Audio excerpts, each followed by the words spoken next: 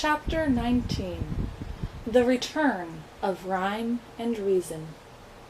Sailing past 3 of the tallest peaks, and just over the outstretched arms of the grasping demons, they reached the ground and landed with a jolt. "Quick!" urged Tock. "Follow me. We'll have to run for it." With the princesses still on his back, he galloped down the rocky trail, and not a moment too soon. For pounding down the mountainside, in a cloud of clinging dust and a chorus of chilling shrieks, came all the loathsome creatures who chose to live in ignorance, and who had waited so very impatiently. Thick black clouds hung heavily overhead as they fled through the darkness, and Milo, looking back for just a moment, could see the awful shapes coming closer and closer. Just to the left, and not very far away, were the triple demons of compromise, one tall and thin, one short and fat, and the third exactly like the other 2. As always, they moved in ominous circles, for if one said here, the other said there, and the third agreed perfectly with both of them. And, since they always settled their differences by doing what none of them really wanted, they rarely got anywhere at all, and neither did anyone they met. Jumping clumsily from boulder to boulder, and catching hold with his cruel, curving claws, was the horrible, hopping Hindsight, a most unpleasant fellow, whose eyes were in the rear, and whose rear was out in front. He invariably leapt before he looked, and never cared where he was going, as long as he knew why he shouldn't have gone to where he'd been. And, most terrifying of all, directly behind, inching along like giant soft-shelled snails, with blazing eyes and wet, anxious mouths, came the Gorgons of hate and malice, leaving a trail of slime behind them, and moving much more quickly than you'd think. "Faster!" shouted Tock. "They're closing in!" Down from the heights they raced, the humbug with one hand on his hat and the other flailing desperately in the air, Milo running as he never ran before, and the demons just a little bit faster than that. From off on the right, his heavy, bulbous body lurching dangerously on the spindly legs which barely supported him, came the overbearing know-it-all, talking continuously. A dismal demon, who was mostly mouth, he was ready at a moment's notice to offer misinformation on any subject. And, while he often tumbled heavily, it was never he who was hurt, but, rather, the unfortunate person on whom he fell. Next to him, but just a little behind, came the gross exaggeration, whose grotesque features and thoroughly unpleasant manners were hideous to see, and whose rows of wicked teeth were made only to mangle the truth. They hunted together, and were bad luck to anyone they caught. Riding along on the back of anyone who'd carry him was the threadbare excuse, a small, pathetic figure, whose clothes were worn and tattered, and who mumbled the same things again and again, in a low but piercing voice. "Well, I've been sick, but the page was torn out. I missed the bus, but no one else did it. Well, I've been sick, but the page was torn out. I missed the bus, but no one else did it." He looked quite harmless and friendly, but once he grabbed on, he almost never let go. Closer and closer they came, bumping and jolting each other, clawing and snorting in their eager fury. Tock staggered along bravely with rhyme and reason. Milo's lungs now felt ready to burst as he stumbled down the trail, and the humbug was slowly falling behind. Gradually, the path grew broader and more flat, as it reached the bottom of the mountain and turned toward wisdom. Ahead lay light and safety, but perhaps just a bit too far away. And down came the demons from everywhere, frenzied creatures of darkness, lurching wildly toward their prey. From off in the rear, the terrible Trivium and the wobbly gelatinous giant urged them on with glee, and pounding forward with a rush came the ugly Dilemma, snorting steam and looking intently for someone to catch on the ends of his long, pointed horns, while his hoofs bit eagerly at the ground. The exhausted humbug swayed and tottered on his rubbery legs, a look of longing on his anguished face. "I don't think I can," he gasped, as a jagged slash of lightning ripped open the sky, and the thunder stole his words. Closer and closer the demons loomed as the desperate chase neared its end. Then, gathering themselves for one final leap, they prepared to engulf first the bug, then the boy, and lastly the dog and his 2 passengers. They rose as one and suddenly stopped, as if frozen in mid-air, unable to move, staring ahead in terror. Milo slowly raised his weary head, and there in the horizon, for as far as the eye could see, stood the massed armies of wisdom, the sun glistening from their swords and shields, and their bright banners slapping proudly at the breeze. For a moment everything was silent. Then 1,000 trumpets sounded, then 1,000 more, and, like an ocean wave, the long line of horsemen advanced, slowly at first, then faster and faster, until with a gallop and a shout, which was music to Milo's ears, they swept forward toward the horrified demons. There in the lead was King Azaz, his dazzling armor embossed with every letter in the alphabet, and, with him, the math magician, brandishing a freshly sharpened staff.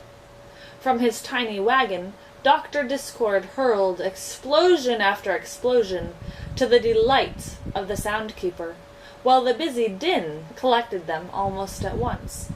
And, in honor of the occasion, Chroma the Great led his orchestra in a stirring display of patriotic colors. Everyone Milo had met during his journey had come to help, the men of the marketplace, the miners of Digitopolis, and all the good people from the valley and the forest. The spelling bee buzzed excitedly overhead, shouting, "Charge! C-H-A-R-G-E! Charge! C-H-A-R-G-E!" Canby, who, as everyone knew, was as cowardly as can be, came all the way from Conclusions to show that he was also as brave. And even Officer Shrift, mounted proudly on a long, low dachshund, galloped grimly along. Cringing with fear, the monsters of ignorance turned in flight and, with anguished cries too horrible ever to forget, returned to the damp, dark places from which they came. The humbugs sighed with relief, and Milo and the princesses prepared to greet the victorious army. "Well done," stated the Duke of Definition, dismounting and grasping Milo's hand warmly. "Fine job," seconded the Minister of Meaning. "Good work," added the Count of Connotation. "Congratulations," proposed the Earl of Essence. "Cheers," recommended the Undersecretary of Understanding. And, since that's exactly what everyone felt like doing, that's exactly what everyone did. "It's we who should thank," began Milo, when the shouting had subsided, but before he could finish, they had unrolled an enormous scroll, and with a fanfare of trumpets and drums they stated in order that, "Henceforth and forthwith, let it be known by all men that rhyme and reason reign once more in wisdom." The 2 princesses bowed gratefully and warmly kissed their brothers, and they all agreed that a very fine thing had happened. "And furthermore," continued the proclamation, the boy named Milo, the dog known as Talk, and the insect hereinafter referred to as the Humbug, are hereby declared to be heroes of the realm. Cheer after cheer filled the air, and even the bug seemed a bit embarrassed at having so much attention paid to him. Therefore, concluded the Duke, in honor of their glorious deed, a royal holiday is declared. Let there be parades through every city in the land, and a gala carnival of 3 days' duration, consisting of jousts, games, feasts, and follies. The 5 cabinet members then rolled up the large parchment, and, with many bows and flourishes, retired. Swift horsemen carried the news to every corner of the kingdom, and, as the parade slowly wound its way through the countryside, crowds of people gathered to cheer it along. Garlands of flowers hung from every house and shop, and carpeted the streets. Even the air shimmered with excitement, and shutters closed for many years were thrown open to let the brilliant sunlight shine where it hadn't shone in so long. Milo, Talk, and the very subdued Humbug sat proudly in the royal carriage, with Azaz, the math-magician, and the 2 princesses, and the parade stretched for miles in both directions. As the cheering continued, Rhyme leaned forward and touched Milo gently on the arm. "They're shouting for you," she said with a smile. "But I could never have done it," he objected, "without everyone else's help." "That may be true," said Reason gravely, "but you had the courage to try, and what you can do is often simply a matter of what you will do." "That's why," said Azaz, "there was one very important thing about your quest that we couldn't discuss until you returned." "I remember," said Milo eagerly. "Tell me now." "It was impossible," said the king, looking at the math-magician. "Completely impossible," said the math-magician, looking at the king. "Do you mean—" stammered the bug, who suddenly felt a bit faint. "Yes, indeed," they repeated together. "But if we'd told you then, you might not have gone. And, as you've discovered, so many things are possible, just as long as you don't know they're impossible." And for the remainder of the ride, Milo didn't utter a sound. Finally, when they'd reached a broad, flat plain, some midway between Dictionopolis and Digitopolis, somewhat to the right of the Valley of Sound, and a little to the left of the Forest of Sight, the long line of carriages and horsemen stopped, and the great carnival began. Gaily striped tents and pavilions sprang up everywhere as the workmen scurried about like ants. Within minutes there were race-courses and grandstands, side-shows and refreshment booths, gaming fields, Ferris wheels, banners, bunting, and bedlam, almost without pause. The math-magician provided a continuous display of brilliant fireworks, made up of exploding numbers which multiplied and divided with breathtaking results. The colors, of course, being supplied by Chroma, and the noise by a deliriously happy Dr. Discord. Thanks to the sound-keeper, there was music and laughter, and, for very brief moments, even a little silence. Alec Bings set up an enormous telescope and invited everyone to see the other side of the moon, and the Humbug wandered through the crowd, accepting congratulations and recounting in great detail his brave exploits, most of which gained immeasurably in the telling. And each evening, just at sunset, a royal banquet was held. There was everything imaginable to eat. King Azaz had ordered a special supply of delicious words in all flavors, and, for those who liked exotic foods, in all languages too.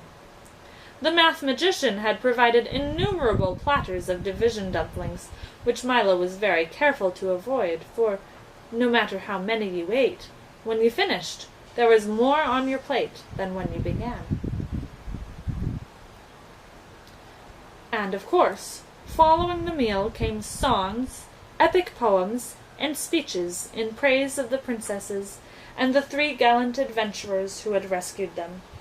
King Azaz and the math-magician pledged that every year at this same time they would lead their armies to the mountains of ignorance until not one demon remained, and everyone agreed that no finer carnival, for no finer reason, had ever been held in wisdom. But even things as fine as all that must end sometime, and late on the afternoon of the 3rd day, the tents were struck, the pavilions were folded, and everything was packed, ready to leave. "It's time to go now," said Reason, "for there is much to do." And as she spoke, Milo suddenly remembered his home. He wanted very much to go back, yet somehow he could not bear the thought of leaving. "And so you must say good-bye," said Rhyme, patting him gently on the cheek. "To everyone?" said Milo unhappily. He looked around slowly at all the friends he'd made, and he looked very hard so as not to forget any of them for even an instant. But mostly he looked at Talk and the Humbug, with whom he had shared so much, the perils, the dangers, the fears, and, best of all, the victory. Never had anyone had 2 more steadfast companions. "Can't you both come with me?" he asked, knowing the answer as he said it. "I'm afraid not, old man," replied the Bug. "I'd like to, but I've arranged a lecture tour, which will keep me occupied for years." "And they do need a watchdog here," barked Talk sadly. Milo embraced the Bug, who, in his most typical fashion, was heard to mumble gruffly, "Bah!" but whose damp eyes told quite a different story. Then the boy threw his arms around Talk's neck and, for just a moment, held on very tightly. "Thank you for everything you've taught me," said Milo to everybody, as a tear rolled down his cheek. "And thank you for what you have taught us," said the king. And as he clapped his hands, the little car was brought forward, polished like new. Milo got in, and with one last look, started down the road, with everyone waving him on.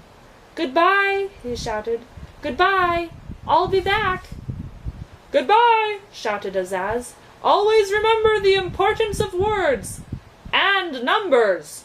added the math-magician forcefully. "Surely you don't think numbers are as important as words?" he heard Azaz shout from the distance. "Is that so?" replied the math-magician a little more faintly. "Why, if—" "Oh, dear," thought Milo, "I do hope they don't start it all again." And in a moment they had faded from sight as the road dipped, turned, and headed for home.